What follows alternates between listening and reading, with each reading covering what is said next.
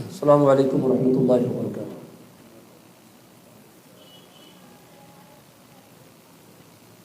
الحمد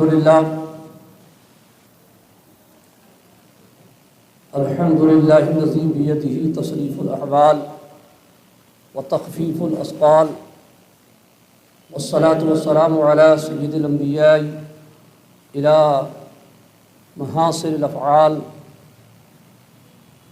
وعلى آلہ واصحابہ وازواجہ واہل بیتہ اجمعین، اما بعد۔ اعوذ باللہ من الشیطان الرجیم، بسم اللہ الرحمن الرحیم۔ وَإِذْ قَالَ رَبُّكَ لِلْمَلَائِكَةِ إِنِّي جَاعِلٌ فِي الْأَرْضِ خَلِيفَةً قَالُوا أَتَجْعَلُ فِيهَا مَن يُفْسِدُ فِيهَا وَيَسْفِكُ الدِّمَاءَ وَنَحْنُ نُسَبِّحُ بِحَمْدِكَ وَنُقَدِّسُ لَكَ قَالَ إِنِّي أَعْلَمُ مَا لَا تَعْلَمُونَ۔ صدق اللہ العظیم وصدق رسولہ النبی الکریم، ونحن على ذلك لمن الشاہدین والشاکرین، والحمد للہ رب العالمین۔ ان اللہ وملائکتہ یصلون علی النبی یا ایھا الذین آمنوا صلوا علیہ وسلموا تسلیما۔ اللہم صل علی سیدنا مولانا محمد وعلی آل سیدنا مولانا محمد وبارک وسلم صلاۃ وسلاما علیک یا حبیبی یا رسول اللہ صلی اللہ تعالی علیہ وسلم۔ اللہ رب محمد صلی اللہ علیہ وسلم، نحن عباد محمد صلی اللہ علیہ وسلم۔ اللہ کی سرتابہ قدم شان ہے یہ، انسان نہیں انسان، وہ انسان ہے یہ۔ قرآن تو ایمان بتاتا ہے انہیں، ایمان یہ کہتا ہے میری جان ہے یہ۔ ہم خاک ہیں اور خاک ہی ماوا ہے ہمارا، ہم خاک ہیں اور خاک ہی ماوا ہے ہمارا، خاکی تو وہ آدم جد اعلیٰ ہے ہمارا۔ ایک مقام پر اعلیٰ حضرت فرماتے ہیں، نہ ہو آقا کو سجدہ اور آدم و یوسف کو سجدہ ہو، نہ ہو آقا کو سجدہ اور آدم و یوسف کو سجدہ ہو، مگر سد ذرائع داب ہے اپنی شریعت کا۔ یعنی حضرت آدم علیہ السلام جب مسجود ملائکہ بن سکتے ہیں، اور حضرت یوسف علیہ السلام کو جب ان کے بھائی سجدہ کر سکتے ہیں، میرے مصطفیٰ تو ان انبیاء کرام کے بھی آقا و مولا ہیں، پھر رسول پاک کو کیوں سجدہ نہیں کیا جاتا؟ حضرت آدم علیہ السلام کو سجدہ کروایا گیا، یعنی حضرت آدم علیہ السلام کے لیے فرشتوں کو حکم تھا کہ سجدہ کرو۔ حضرت یوسف علیہ السلام کے بھائیوں نے بھی سجدہ کیا۔ اعلیٰ حضرت کہتے ہیں کہ نہ ہو آقا کو سجدہ، آدم و یوسف کو سجدہ ہو، پھر آگے کہتے ہیں مگر سد ذرائع داب ہے اپنی شریعت کا۔ یعنی ان کی شریعت میں جو تھا وہ سجدہ تعظیمی جائز تھا۔ حضرت آدم علیہ السلام اور حضرت یوسف علیہ السلام کی شریعت میں سجدہ تعظیمی جائز تھا۔ سجدہ تعبدی یعنی خدا سمجھ کر کسی کو سجدہ کرنا، یہ ہے سجدہ تعبدی، عبادت والا سجدہ۔ یہ تو ہر شریعت میں کفر تھا۔ خدا سمجھ کر کسی کو سجدہ کرنا بندہ کو، یہ کسی بھی شریعت میں جائز نہیں تھا، کسی بھی شریعت میں جائز نہیں تھا کہ خدا سمجھ کر کسی نے کسی کو سجدہ کیا ہو۔ یہ کسی بھی شریعت میں نہ حضرت آدم کی، نہ حضرت نوح کی، نہ حضرت ابراہیم علیہ السلام کی، نہ حضرت موسیٰ علیہ السلام کی، کسی بھی شریعت میں سجدہ تعبدی یہ کفر تھا، جائز نہیں تھا۔ سجدہ تعظیمی پچھلے نبیوں کی شریعت میں جائز تھا۔ سجدہ تعظیمی یعنی رسپیکٹ والا سجدہ، تعظیم والا سجدہ، کسی کی آؤ بھگت کی نیت سے سجدہ، یہ پچھلے نبیوں کی شریعت میں جائز تھا۔ ہمارے آقا علیہ الصلوۃ والسلام کی شریعت میں اسے بھی حرام کر دیا گیا۔ سجدہ تعبدی تو حرام اور کفر تھا ہی سب میں، مگر دوسرے نبیوں کی شریعت میں سجدہ تعظیمی جو جائز تھا، اس شریعت میں آقا کریم صلی اللہ علیہ وسلم کی شریعت میں وہ سجدہ بھی حرام ہو گیا۔ اب کوئی مرید چاہے کہ وہ اپنے پیر کی تعظیم میں سجدے میں گر جائے، یہ حرام ہے۔ کوئی شاگرد چاہے کہ میں اپنے استاد کے لیے تعظیم کی نیت سے اس کے سامنے سجدے میں گر جاؤں، یہ حرام ہے۔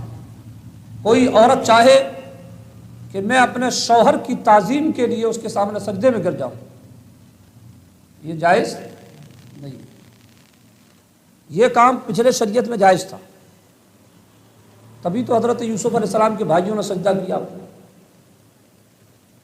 مگر ہماری شریعت میں آقا کریم علیہ الصلوۃ والسلام کی شریعت میں یہ جائز نہیں۔ وہی کہہ رہے ہیں اعلیٰ حضرت کہ نہ ہو آقا کو سجدہ، آدم و یوسف کو سجدہ ہو،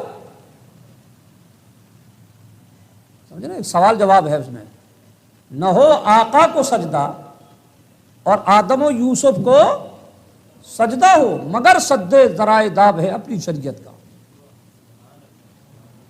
مصطفیٰ کی شریعت منع کرتی ہے، اس لیے ہم مصطفیٰ کو سجدہ نہیں کرتے، ورنہ اگر انہیں سجدہ ہو سکتا تھا تو میرے مصطفیٰ کو بھی سجدہ کیا جاتا۔ یہ فرمانے کا مطلب۔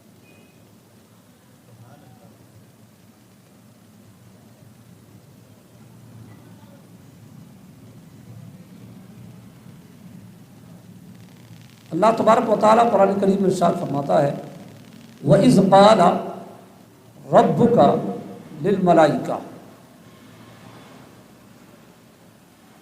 اور یاد کرو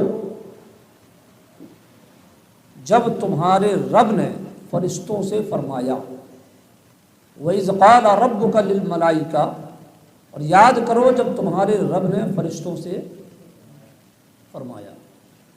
کس کے رب نے؟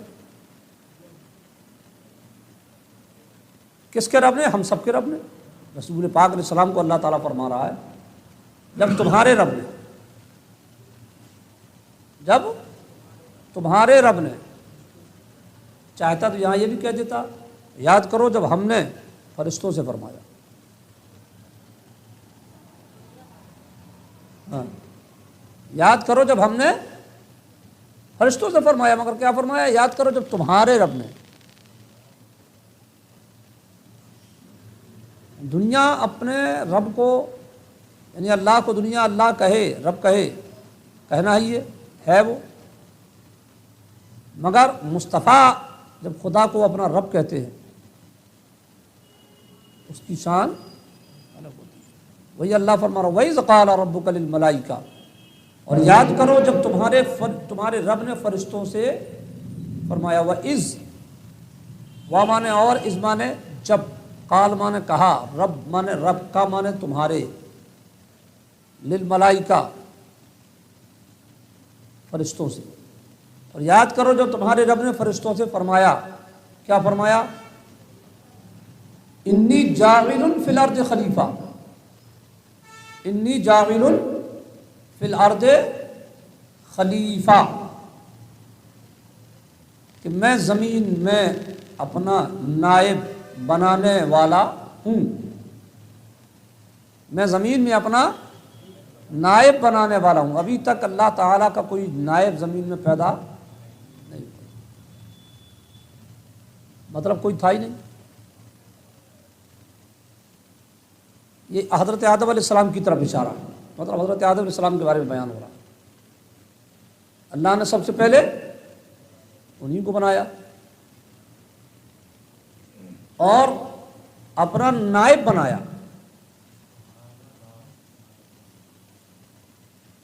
وہ منصب دیا حضرت آدم علیہ السلام کو، اپنا نائب، خلافت دے کر کے پہنچایا، اپنا خلیفہ بنایا اللہ نے۔ حضرت آدم علیہ السلام کو، مگر ابھی بنائے نہیں گئے، ابھی پیدا ہوئے نہیں، بنائے نہیں گئے، ابھی کوئی ہے نہیں، صرف اللہ ہے۔ زمین و آسمان تو پیدا ہو چکے ہیں۔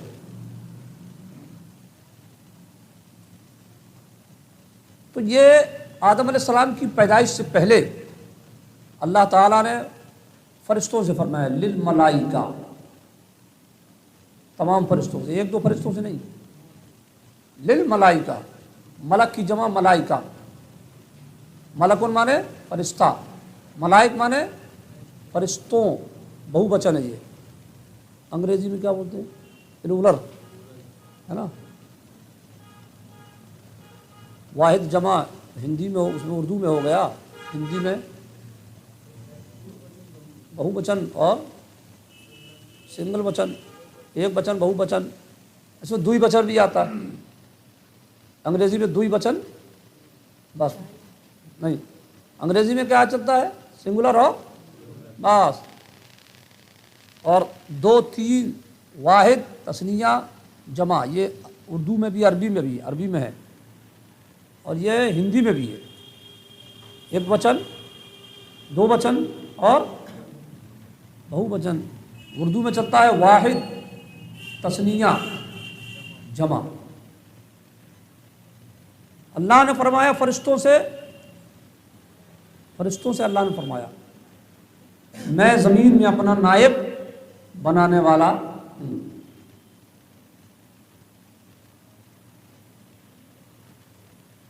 اللہ تبارک و تعالیٰ فرشتوں سے جو یہ پوچھ رہا ہے، یہ جو بتا رہا ہے، کیا مطلب کہ اللہ تبارک و تعالیٰ اس کا محتاج ہے؟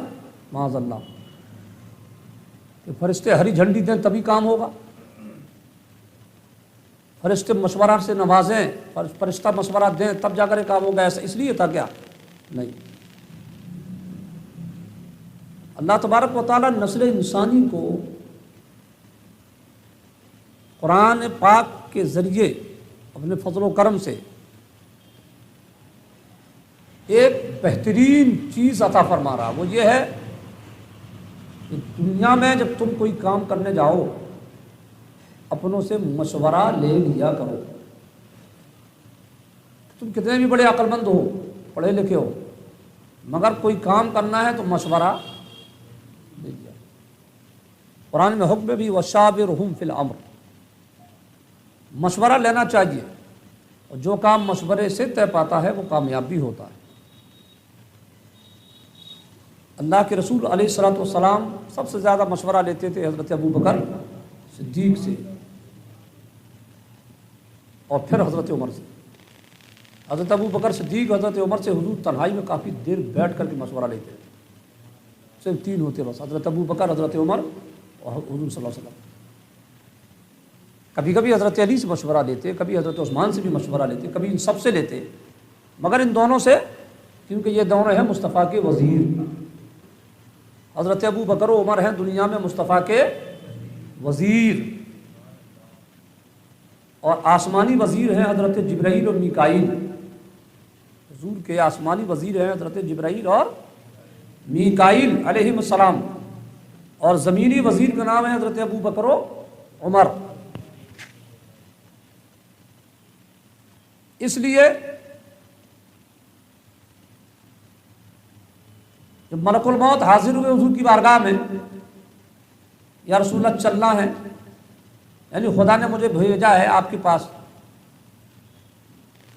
آپ سے اجازت لے لوں، آپ جیسا کہیں میں ویسا کروں گا، آپ کہیں گے چلنا ہے تو چلیں گے لے کر، آپ کہیں گے ہم کو نہیں جانا ہے تو دنیا میں رہیے گا۔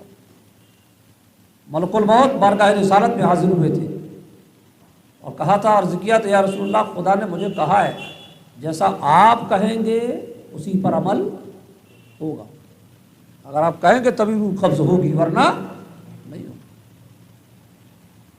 تو اب چونکہ یہ جو ہے جو آسمانی کام ہے ایک حساب سے سمجھ لو، تو اب حضور نے اس کام میں مشورہ لیا حضرت جبرائیل سے۔ آگے آئیے تھوڑا سا اور آگے کس کو،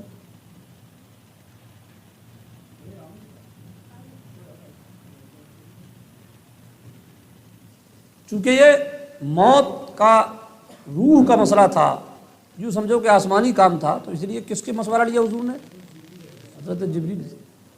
ملک الموت نے کہا یا رسول اللہ خدا نے بھیجا ہے اور آپ سے اجازت لینے کو کہا ہے، آپ اگر کہیں گے تو ہم روح قبض کریں گے ورنہ روح قبض نہیں ہوگی۔ تو حضور نے فرمایا ٹھہر جاؤ، جبریل آ رہے ہیں، ذرا مشورہ لے لیں۔ سبحان اللہ۔ حضرت جبریل امی حاضر ہوئے، حضرت جبریل سے میرے آقا نے فرمایا جبرائیل یہ ملک الموت حاضر ہے اور یہ ایسا ایسا بول رہے ہیں، بتاؤ کیا کریں؟ سبحان اللہ۔ شان کی بھی کسی کی روح نکلتی ہے؟ سبحان اللہ۔ ہے مرنے والے تو سبھی مرتے ہیں، اس جلوے سے بھی جاتا ہے کوئی۔ ملک الموت بھی حاضر ہے، اجازت یا رسول اللہ جیسا چاہیں، اور اپن لوگوں کے پاس آئیں گے تو اجازت مانگیں گے، ہے نا؟ معلوم ہوا پیارے مقام مصطفیٰ بہت عرفہ و اعلیٰ ہے، مقام مصطفیٰ کی کوئی انتہا۔ جبریل ابھی حاضر ہوئے، حضور نے فرمایا جبرائیل یہ کیا کریں؟ مشورہ لیا رہے حضور۔ تو حضرت جبریل علیہ السلام نے عرض کیا یا رسول اللہ آپ کی مرضی، میں کیا مشورہ دوں؟ آپ کی مرضی، مگر ہماری پوچھ رہے ہیں تو ہماری گزارش یہ ہے کہ خدا آپ سے ملنا چاہتا ہے۔ سبحان اللہ۔ یعنی آپ کو چلنا چاہیے۔ یہ اگر آپ مجھ سے پوچھ رہے ہیں، مرضی تو ہے آپ کی، مگر آپ ہم سے پوچھ رہے ہیں کہ میرا مظہر کیا ہے، تو مجھے یہ میرے پاس یہ علم ہے کہ خدا آپ سے ملنا چاہتا ہے۔ اتنا سنا حضور نے فرمایا تو پھر ہم بھی اپنے رب سے ملنا چاہتے ہیں۔ سبحان اللہ۔ فیصلہ ہو گیا جبریل حضرت ملک الموت سے، حضور نے فرمایا اپنا آپ روح قبض کرنے والا کام شروع کریں۔ بہرحال حضور صلی اللہ علیہ وسلم کی روح مبارک قبض ہوئی تو رسول پاک علیہ الصلوۃ والسلام بھی اکثر مشورہ لیتے دنیاوی کام میں، دین کے کام میں، کس سے؟ حضرت ابو بکر اور حضرت عمر فاروق اعظم رضی اللہ تعالیٰ عنہ، اور آسمان والا مشورہ کس سے؟ حضرت جبرائیل اور میکائیل علیہ السلام سے۔ مشورہ لینے سے شان گھٹتی نہیں ہے، کوالٹی لو نہیں ہوتی، بڑھتی ہے، اس سے عزت میں چار چاند لگتے ہیں۔ مشورے سے جو کام ہوتا ہے وہ پائے تکمیل تک پہنچتا ہے، نقصان سے بچ جاتا بندہ، اور سامنے والے کے دل میں بھی تمہاری عزت آ جاتی ہے۔ جیسا آفیسر ہے، اس کے انڈر میں کرنے والے 20-25 تو اس کے انڈر میں کام کرنے والے لوگ ہیں۔ اب اگر وہ آفیسر اپنے گھر میں کوئی کام کرنا چاہتا ہے اور انہی لوگوں کو بیٹھا کر کے ان سے مشورہ لے، بتائیے ان کے دل میں اس کی کتنی عزت پیدا ہو جائے گی، کتنی عزت پیدا ہوگی۔ ہمارا آفیسر ہمارا باس، اس لیے کہ پڑھائی لکھائی اپنی جگہ پر ہے، مگر اللہ نے کسے عقل دی ہے، کسے کون سے نقطے عطا کیے ہیں، کون سی عقل کہاں کس کی پہنچائی ہے، یہ سب کوئی نہیں سمجھ سکتا نا۔ چار لوگ میں جب بات ہوتی ہے تو کبھی کبھی ایسی باتیں ظاہر ہوتی ہیں کہ جو بہت زیادہ گیانی سمجھا جاتا ہے اس کے دماغ تک وہ بات نہیں آتی۔ ہوتا کہ نہیں ایسا؟ مشورہ لینے سے شان گھٹتی نہیں، مشورہ لینا چاہیے۔ باپ یہ نہ سوچے کہ ہم باپ ہیں، ہم لڑکا سے مشورہ لیں، بیوی سے مشورہ لیں۔ بیوی کون ہے؟ بیوی سے ہم مشورہ لیں، لڑکے سے ہم مشورہ لیں، تو یہ باپ گیری نے اس کو ڈبا دیتی ہے۔ اس لیے کہ سب سے پہلے اس کا دشمن اس کا گھر میں اس کا لڑکا بنے گا اور اس کی بیوی بنے گی، نہیں بنے گی، تجربہ ہے۔ ان کے دل میں یہ ہوگا کہ ہم کو کچھ سمجھتے ہی نہیں، اور اگر وہ کسی چیز میں باقاعدہ ان کو بیٹھا کر کے مشورہ لیتا ہے تو ان کے دل میں ان کی عزت بھی ہوگی۔ اللہ رب العزت فرشتوں سے پوچھ رہا ہے، کہہ رہا ہے انی جاعل فی الارض خلیفہ، میں زمین میں اپنا نائب بنانے والا ہوں۔ تو یہ اللہ مشورہ نہیں لے رہا، اگرچہ مشورہ لینا یہ حضور کی سنت ہے، حکم شریعت ہے، مگر خدا مشورہ نہیں لے رہا۔ اللہ تعالیٰ پھر سوال یہ پیدا کہ اللہ نے فرشتوں سے کہا کیوں؟ جو کرنا تھا رب کو کر دیتا ڈائریکٹ۔ علماء کہتے ہیں فرشتوں کی تعظیم کو ظاہر کرنے کے لیے، سبحان اللہ، فرشتوں کی ان کا مقام ظاہر کرنے کے لیے، یہ شان ہے ملائکہ کا کہ اللہ تعالیٰ ان سے فرما رہا ہے، سبحان اللہ،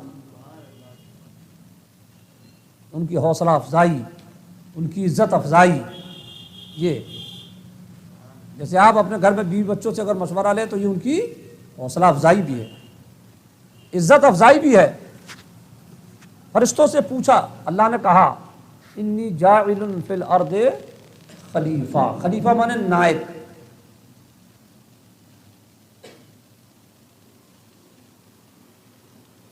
اب فرشتے کیا بولے؟ فرشتوں کو جو معلوم تھا اتنا بول دیے۔ کیا بولے؟ قالو، بولے، کون بولے؟ فرشتے، اتجعل فیہا من یفسد فیہا ویسفک الدماء، کیا ایسے کون نائب بنائے گا، خلیفہ بنائے گا؟ اے اللہ، اے پروردگار عالم، کیا تو ایسے کو نائب بنائے گا، ایسے کو خلیفہ بنائے گا؟ من یفسد فیہا، جو اس میں فساد پھیلائے، ویسفک الدماء، اور خون ریزیہ کرے۔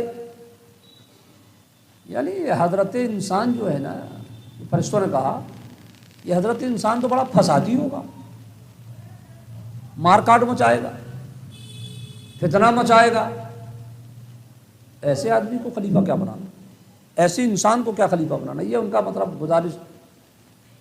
اچھا ایک بات بتاؤ کہ کیا اس وقت فتنہ مچ گیا تھا؟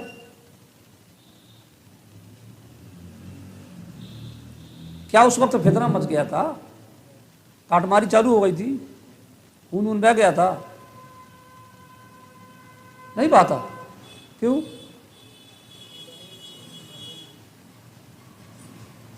ابھی کوئی بنا ہی نہیں، کاٹ ماری، خون خرابہ، خون رضیہ ہوئی کہاں؟ کچھ نہیں، ابھی تو آدم علیہ السلام پیدا ہی نہیں ہوئے۔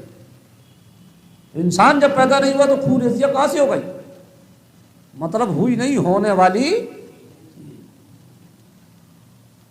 پاسٹ اور پریزنٹ کی بات نہیں، یہ فیوچر کی بات ہے، آئندہ کی بات ہے، مستقبل کی بات ہے۔ تو مستقبل میں یہ انسان پیدا ہو کر کے کیا کرنے والا تھا وہ فرشتے جانتے ہیں، سبحان اللہ۔ وہ فرشتے جانتے ہیں کہ انسان پیدا ہو کے کیا کرے گا۔ اچھا خون رضیہ بعد میں ہوئی کہ نہیں؟ کاٹا ماری ہوئی کہ نہیں؟ جو سب کچھ ہوا دنیا دیکھ رہی ہے، سب کچھ ہوا۔ مطلب جو فرشتوں نے کہا تھا وہ صحیح تھا۔ اے اللہ، تو ایسے انسان کو اپنا خلیفہ بنانے جا رہا ہے جو فساد پھیلائے گا، فتنہ کرے گا، خون ریزیہ کرے گا۔ اللہ اکبر۔ ان فرشتوں کو معلوم ہے کہ کیا ہونے والا ہے کل، یہ انسان کیا کرنے والا ہے، یہ فرشتوں کو معلوم ہے۔ قرآن کہتا ہے، یہ قرآن سے ثابت ہے، یہ فرشتوں کو یہ علم ہے تھا، یہ قرآن کہہ رہا ہے۔ اب بتائیے ایمانداری سے، فرشتے افضل کہ میرے مصطفیٰ افضل؟ اس میں خاموشی کی ضرورت نہیں ہے، بولنا پڑے گا سب کو۔ یہ وہ والا مسئلہ نہیں ہے، صوفی گیری والا مسئلہ نہیں ہے، یہ عقیدے کا مسئلہ ہے۔ فرشتے افضل کہ مصطفیٰ افضل؟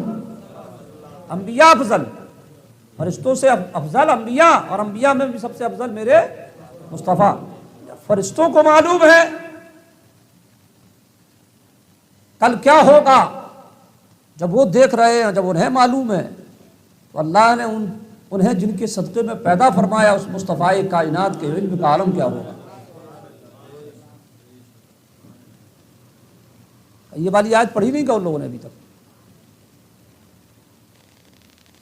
چھٹکے چھٹکے لوگ پجامے والوں نے ابھی تک پڑھی نہیں کیا اس آیت کو یار؟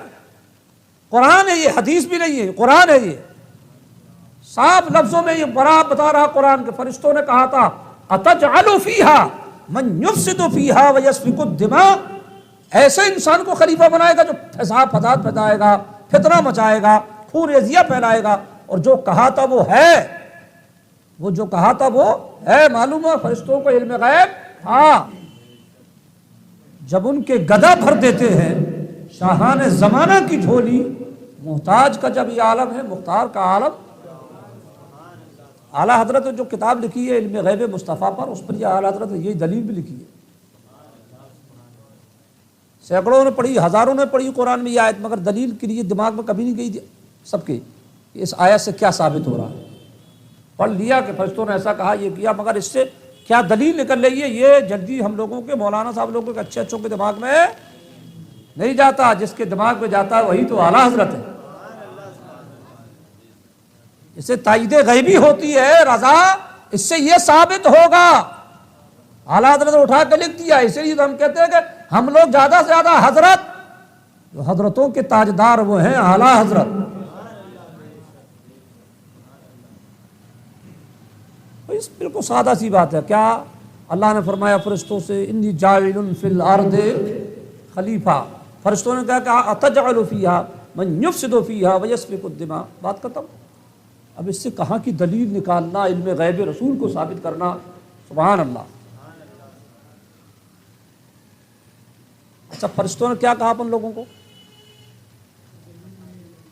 نہیں، اپن لوگوں کو کیا کہا تھا فرشتوں نے؟ فتین، فسادی، مار دھار کاٹ کرنے والے، توڑ پھوڑ کرنے والے۔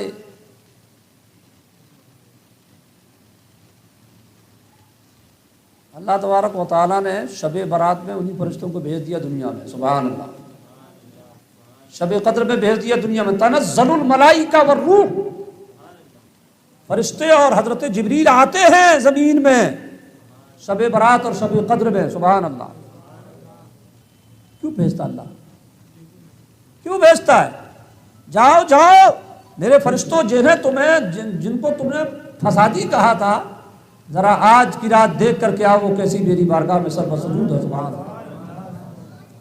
دیکھو میری بارگاہ میں کیسے عبادت میں مشغول ہے، دیکھو میرے لیے رمضان میں کیسے بھوکے پیاسے روزہ رہ رہے ہیں۔ جاؤ دیکھو، اور دیکھنا بس نہیں، دیکھنے کے ساتھ ان کے لیے مغفرت کی دعا بھی کرنا ہوگا۔ جب تک وہ اس کام میں لگے رہے تم ان کے لیے مغفرت کی دعا کرتے رہے، اور آتے وقت مصافحہ کر کے آنا، آتے وقت مصافحہ کر کے آنا۔ بزرگان دین فرماتے ہیں فرشتوں کو اللہ اسی لیے بھیجتا ہے کہ تم نے اپنے علم کی بنیاد پر کہا تھا کہ یہ انسان فسادی ہے۔ ہاں کچھ لوگوں کو کہا ہوتا تو بات الگ ہے، تم نے کہا تھا کہ انسان کو عام کر کے کہا تھا، حالانکہ اسی انسان میں واقعی میں بہت سے بڑے بڑے فسادی ہیں، مگر اللہ تبارک و تعالیٰ ان فرشتوں کو بتانا ہی چاہتا ہے، یہ بتا رہا ہے۔ ان میں فسادی بھی ہیں، پورے زیاں کرنے والے بھی ہیں، مگر ایسے بندے بھی ہیں اس انسانی نسل میں سجدوں سے میری زمین کو بھر دیں گے، میری حمد و ثنا کرتے ہوئے جان دے دیں گے۔ اللہ تعالیٰ نے فرشتوں کو پہنچا دیا، اس لیے شب برات میں فرشتے آتے ہیں، شب قدر میں بھی فرشتے آتے ہیں۔ ہاں آپ اللہ اللہ کرو گے، فرشتے ارد گرد آپ کے بیٹھے ہوئے، رحمت کا شامیانہ تان کے آپ کے سامنے بیٹھے ہیں۔ آپ اپنا کام کر رہے ہو، وہ آپ کا کام کر رہے ہیں۔ آپ اللہ کی حمد و ثنا میں کر رہے ہو، وہ آپ کے لیے رب کی بارگاہ میں دعا کر رہے ہیں۔ آپ کہیں سبحان اللہ، الحمدللہ، اللہ اکبر، وہ فرشتے کہتے ہیں اللہ سے مولا اسے بخش دے، مولا اسے بخش دے، اس پر رحم فرما۔ مزے والا کام ہے۔ کون سی رات میں؟ شب قدر۔ تم اپنا کام کرو، اللہ کے فرشتے اپنا کام۔ اتوار کے دن ہے، ابھی تو چونکہ اتوار تو لاک ڈاؤن لگ گیا نا، پوری منڈی بھجیا اور ٹکیا میں سجی رہتی رہتی۔ جبل پور کی شب برات تو پوری دنیا میں ٹاپ لیول کی شب برات ہوتی، معلوم کیا تھی؟ بھجیا کھاؤ، تھوڑا سا ٹہلو، پھر لسی پیو، پھر تھوڑا سا سیخ کباب بھی دباؤ، پھر تھوڑا سا ادھر ادھر دوڑ لگاؤ، پھر تھوڑا سا چگلی کرو، ادھر تو ہنسی مذاق کرو، ہے نا. اور اللہ کا کرم ہے کم سے کم کہ اس مجمع میں عورتیں نہیں آتی، نہیں تو خدا جانے کتنی بھیڑ ہو جائے. اور دارالعلوم کے پاس دیکھا ہوگا آپ نے نا، یہ شب برات ایسی نہیں منائی جاتی ٹکیا بھجیا کھا کھا کے. ہوتا کہ نہیں؟ میلہ لگا ہے بھائی. پیٹ ہے کہ کھیت رات بھر ٹکیا کھایا، یہ ایک کھاتا دے رہی دوسرا کام چالو، یا اپنی آنکھوں سے دیکھا. ہاں ابھی بریانی دبایا تو سیخ کباب کھا رہا تھوڑی دیر میں جا کے. مطلب شب برات کا ہے کیا؟ ٹکیا بھجیا کھانے کی رات ہے. یہ صرف جبلی پور میں ہوتا ہے ایسا، بہت بھیانک. باقی شہروں میں ایسا نہیں ہوتا. اب کا کھاؤ ٹکیا بھجیا، اب تو کام ہی ختم. اب تو ایمانداری سے شب برات منا لو کم سے کم،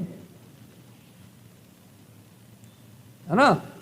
شب برات ہے ذکر خدا، ذکر مصطفیٰ کی، کلمہ درود استغفار سبحان اللہ الحمدللہ اللہ اکبر، چلتے اٹھتے بیٹھتے جیسا آپ کو پڑھنا پڑھیے، مگر کل ملا کر کے کہ ذکر خدا ہونا چاہیے. اللہ تعالیٰ اس کی توفیق رفیق عطا فرمائے، ہے نا. اور شب برات میں ہی رات میں قبرستان جانا بہتر ہے. کب؟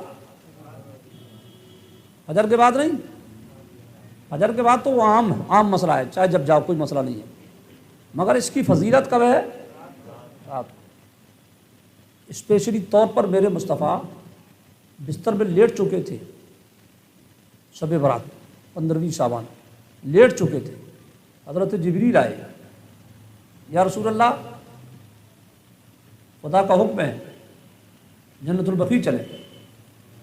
حضور اٹھے، لیٹ چکے تھے بالکل آرام کے لیے، اٹھے جنت البقیع پہنچے، اور وہاں جا کر کے پھر تمام اپنی امتیوں کے لیے میرے مصطفیٰ نے دعا کیا.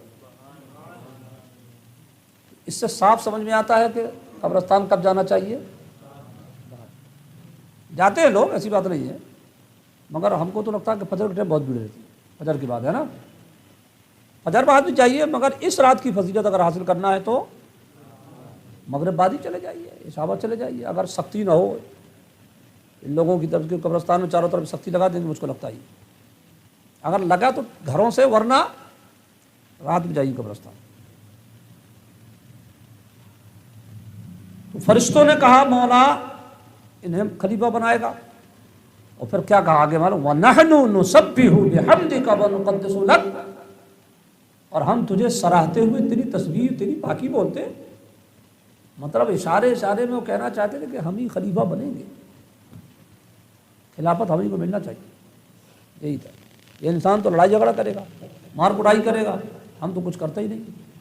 ہم تو تیری پاکی میں لگے ہیں، تیری حمد میں لگے، کوئی کام ہی نہیں. بالکل صحیح ہے. جس فرشتے کو رب نے فرما کر جس کام میں لگایا وہ اسی کام میں آج بھی، جس کو قیام میں لگا دیا وہ قیام میں کھڑا ہے، جو رکوع میں لگا دیا وہ رکوع میں لگا ہے، جس کو سجدے میں لگا دیا قیامت تک اسی حالت میں رہے گا. اتنا لمبا رکوع کر رہا ہوں. رکوع والے فرشتے رکوع میں ہے، قیامت تک رکوع میں رہیں گے. سجدے والے فرشتے سجدے میں ہے، قیامت تک سجدے میں رہیں گے. ان کا وہی کہنے کا مطلب وَنَحْنُ نُسَبِّحُ بِحَمْدِكَ وَنُقَدِّسُ لَكَ، اور ہم تجھے سراہتے ہوئے تیری تسبیح کرتے ہیں.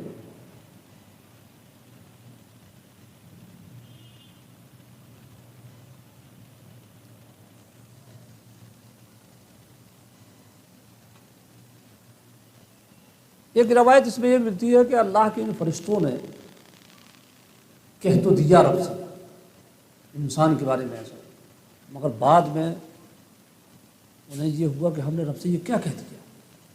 ہمیں تو یہ کہہ رہا تھا مولا تو رب ہے، ہم نے یہ کیا کہہ دیا، ایسوں کو فسادیوں کو بنائے گا، ہم نے یہ کیا کہہ دیا. اب یہ فرشتے اپنی اس بولی کی تلافی کے لیے، کفارے کے لیے خدا کا وہ عرش اعظم کا طواف کرنے لگے. عرش اعظم کا طواف کر رہے ہیں اور اپنی کہی ہوئی بات سے اللہ کی بارگاہ میں سمجھ لو اپنے اعتبار سے وہ معافی مانگ رہے ہیں. اللہ تعالیٰ کو ان فرشتوں کی یاد اچھی لگی، اللہ نے زمین میں بھی کعبہ بنایا. زمین میں قبلہ بنایا اور فرمایا کہ جو مجرم گنہگار سیاہ کار خطا کار یہاں آئے گا میرے گھر کا چکر لگائے گا طواف کرے گا ہم بھی اس کے خطاؤں کو ایسے ہی معاف کر دیا کریں گے۔ حضرت آدم علیہ السلام کی پیدائش کا موقع ہے، اللہ نے فرمایا فرشتوں نے یہ جب کہا وَنَحْنُ نُسَبِّحُ بِحَمْدِكَ وَنُقَدِّسُ لَكَ، اللہ نے فرمایا قال، رب نے فرمایا انی اعلم، میں سب سے زیادہ جانتا ہوں، انی اعلم ما لا تعلمون، فرمایا مجھے معلوم ہے جو تم نہیں جانتے۔ فرشتوں سے فرمایا میرے فرشتوں مجھے معلوم ہے جو تم نے فسادیوں کو دیکھا ہے، اسی نسل میں میرے پیارے نبی بھی ہوں گے، سبحان اللہ، اسی نسل میں میرے نبی کے صحابی بھی ہوں گے، سبحان اللہ، اسی نسل میں انہی انسان میں میرے نبی کی امت کے علماء اور فقہاء اور اولیاء بھی ہوں گے، سبحان اللہ، جن پر جنت بھی فخر کرے گی، سبحان اللہ، ایسی عبادت کریں گے کہ عبادت بھی اس پر ناز کریں گے۔ وہی رب نے فرمایا انی اعلم ما لا تعلمون، جو میں جانتا ہوں وہ تم نہیں جانتے، میں جانتا ہوں وہ تم۔ اب یہاں پر ایک بات عرض کریں، یا اللہ اتنی دعا مانگی حج کرنے کی، حج میں جانے کی دعا قبول نہیں ہو رہی، وہاں پر ہی وہی جواب رب کی طرف سے انی اعلم ما لا تعلمون، مولا اتنی دعا مانگی پیسہ دے دے تاکہ مسجد بنواؤں، مدرسہ بنواؤں، دین کا کام کروں، نیک نیت ہے، نیک ارادے ہیں، اتنی دعائیں مانگ رہا ہوں کہ مجھے پیسہ عطا کر دے، مگر دعا قبول کیوں نہیں کر رہا؟ رب کا جواب وہی ہے انی اعلم ما لا تعلمون، جو میں جانتا ہوں وہ تم نہیں جانتے۔ مسجد مدرسہ بنوانے کے لیے پیسہ مانگ رہے ہو، کہ پیسہ ہوتا تو مسجد بنوا دیتے، مدرسہ بنوا دیتے، یہ کر دیتے، وہ کر دیتے۔ رب سب جانتا ہے کہ پیسہ آئے گا تو کیا کرے گا، کیا نہیں کرے گا۔ یہ جتنے حضرت لوگ ہیں نا، پیسہ آ جاتا تو یہ کر دیتے، پیسہ آ جاتا تو وہ کر دیتے، ابھی کل تو 10 روپے خرچہ کر رہا تھا اب 2 روپے بھی نہیں کر رہا۔ بہت سے لوگ ایسے ہیں، اس لیے اللہ تعالیٰ بندے کو وہی دیتا ہے جو بندے کے لیے فائدے مند ہے۔ بندہ مانگتا تو بہت کچھ ہے، اللہ کے ہر بندے حج میں چلے جائے رب کا اس میں کیا گھٹ رہا ہے؟ اللہ کا ہر بندہ اربپتی کھربپتی بن جائے رب کا اس میں کیا بگڑ رہا؟ مگر ہمیں اربپتی بننا رب کے علم میں ہے، بہتر ہے ہمارے لیے یا نہیں ہے، حج میں جانا ہمارے لیے بہتر ہے یا نہیں ہے رب جانتا ہے۔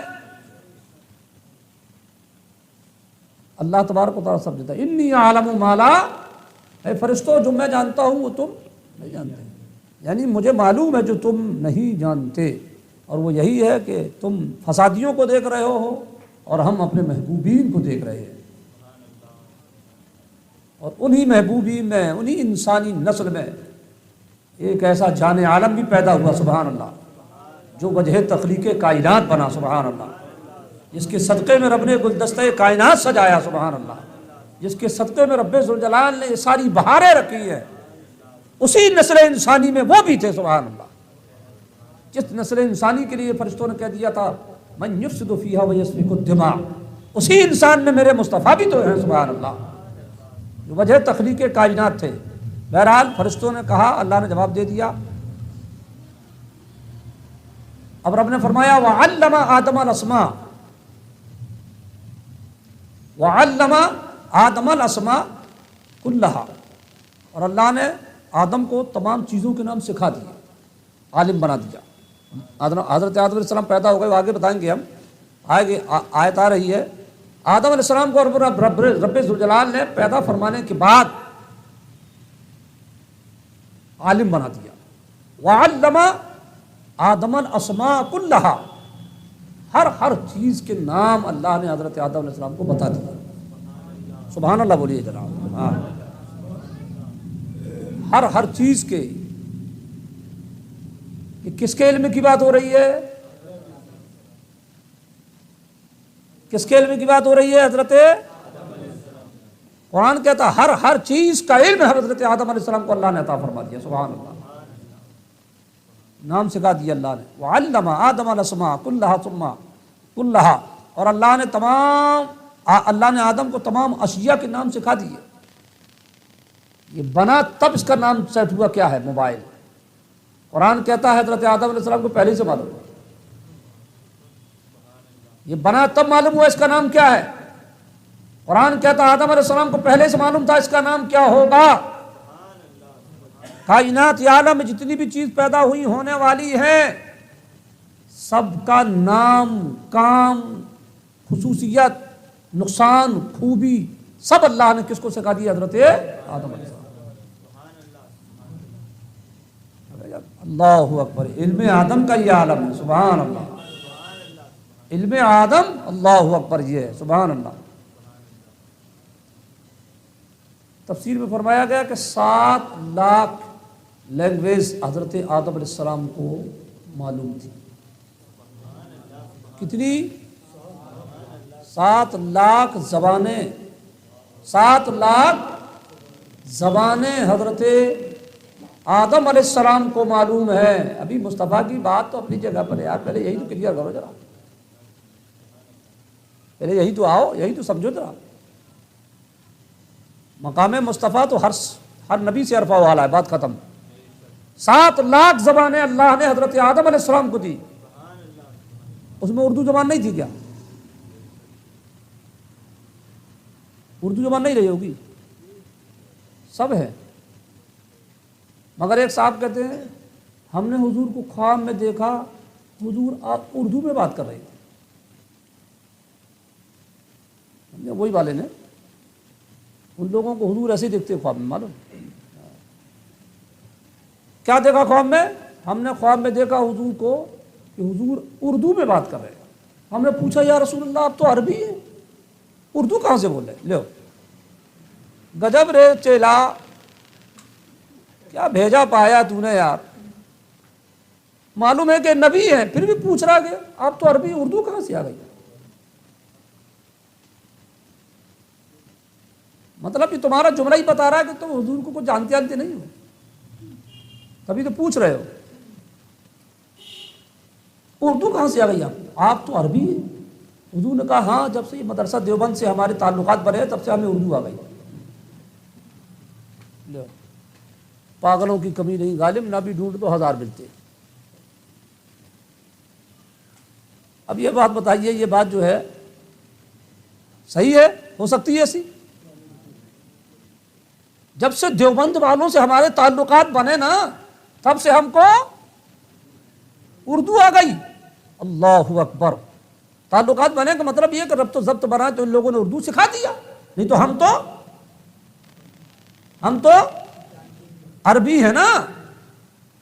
یہ مطلب تم لوگوں سے تعلقات بنے تم لوگوں کو سکھا دیا، نہیں تو ہم تو عربی ہے. گیا وار امتی، وار امتی. کیا امتی ہے یار؟ یہ کون کہتا ہے معلوم آپ لوگوں کو نا؟ نام بتانا پڑے گا کیا؟ یہ کتابوں میں لکھا ہے وہابیوں کے. دیوبند بول رہے ہیں، سمجھ رہے ہو نا کون ہوگا؟ کتابوں میں لکھا ان کے. ایک صاحب نے حضور کو خواب میں دیکھا تو دیکھا کہ اردو میں بات کر رہے ہیں. اور معلوم جب حضور سے پوچھا تو کیا کہا؟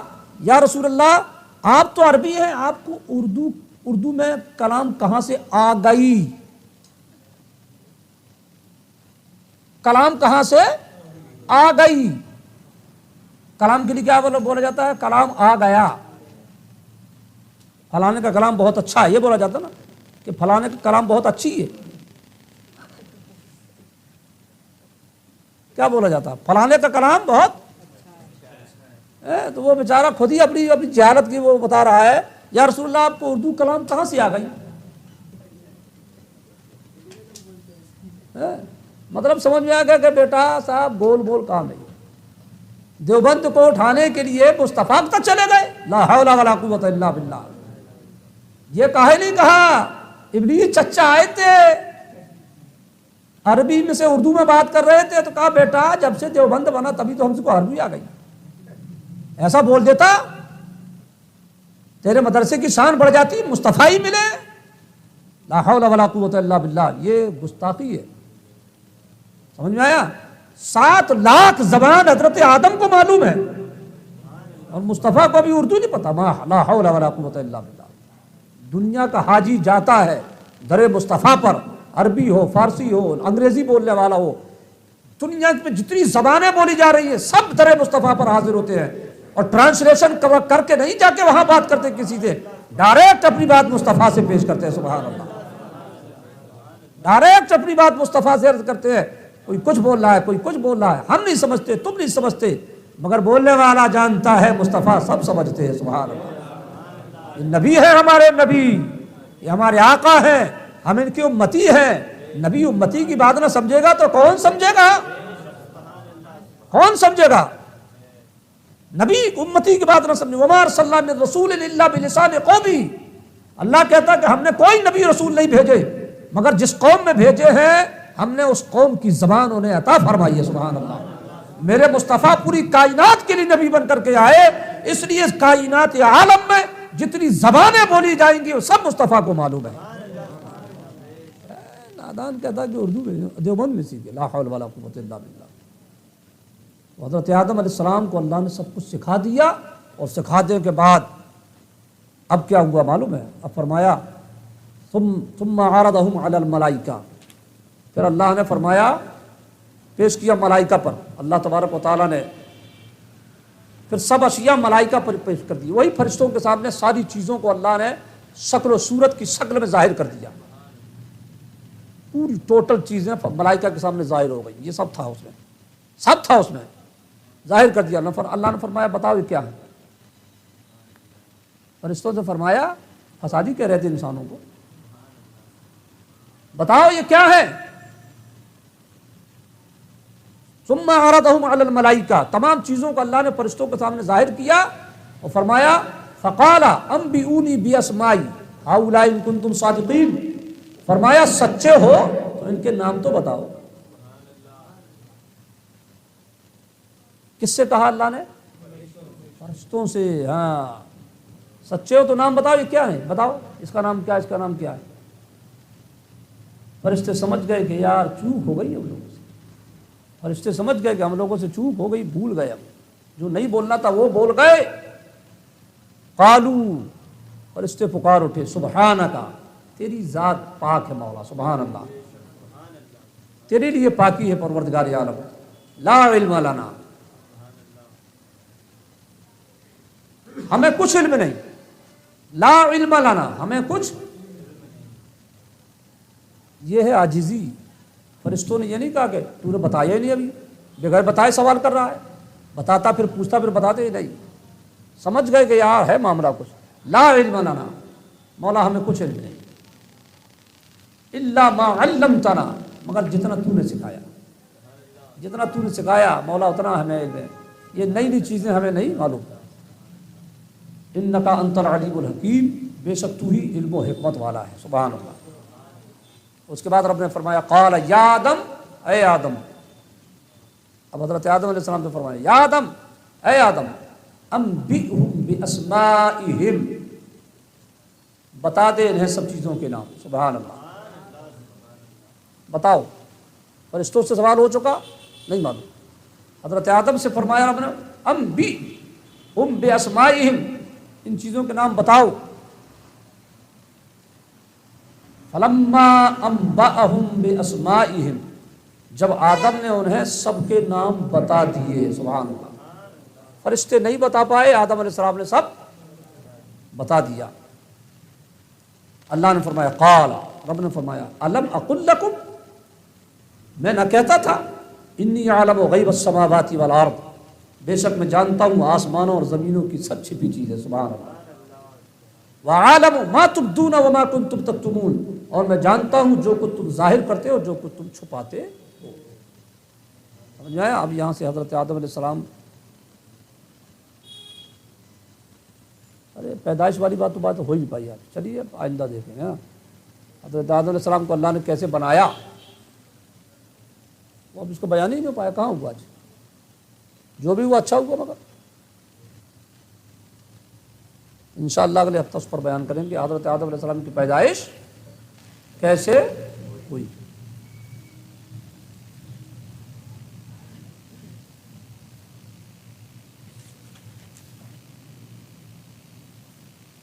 یعنی اللہ تبارک و تعالیٰ نے فرشتوں سے فرمایا، جب فرشتوں نے ایسا کہا تو فرشتوں سے اللہ نے یعنی وہی چیز حضرت آدم سے بھی پوچھی اور وہی چیز اور فرشتوں سے بھی پوچھی. فرشتے نے لا علمی اور آدم علیہ السلام نے سب بتا دیا. فرشتے مان گئے کہ آدم ہم سے افضل ہے، آدم ہم سے، اور افضلیت کی جو بنیاد بنی وہ کیا بنی؟ علم. افضلیت کی جو بنیاد بنی وہ کیا بنی؟ علم.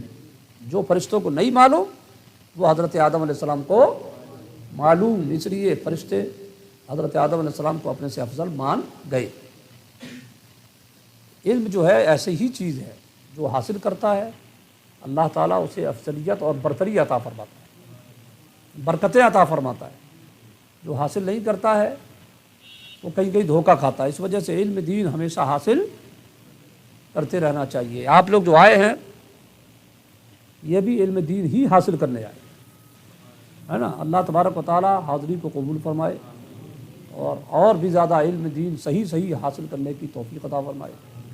جہالت میں زندگی مت گزاریے. جو بھی چیز سمجھ میں نہیں آتی ہے، کوئی بھی مسئلہ ہو، بنداس طریقے سے آپ علماء سے پوچھیے. شرم اور حیا کی کوئی بات ہے نا. بالکل آپ کو ایک عالم سے تسلی نہیں ہوتی مان لیجیے، تو جس سے تسلی ہو جائے اس کے پاس جائے، مگر علم پوچھتے رہیے، حاصل کرتے رہیے. اس سے کیا ہوگا کہ جہالت دور ہوگی، علم کی روشنی آئے گی، عبادتیں صحیح ہوگی، دنیاوی معاملہ بھی صحیح ہوگا، آخرت بھی سنور جائے گی. اور جب معلوم بھی نہیں ہوگا تو سب گڑبڑ ہی گڑبڑ ہوگا. اس لیے علم دین حاصل ہمیشہ کرتے رہیے. اللہ تعالیٰ آپ کو ہم کو اس کی توفیق. حضور نے فرمایا نا، کیا فرمایا حضور نے؟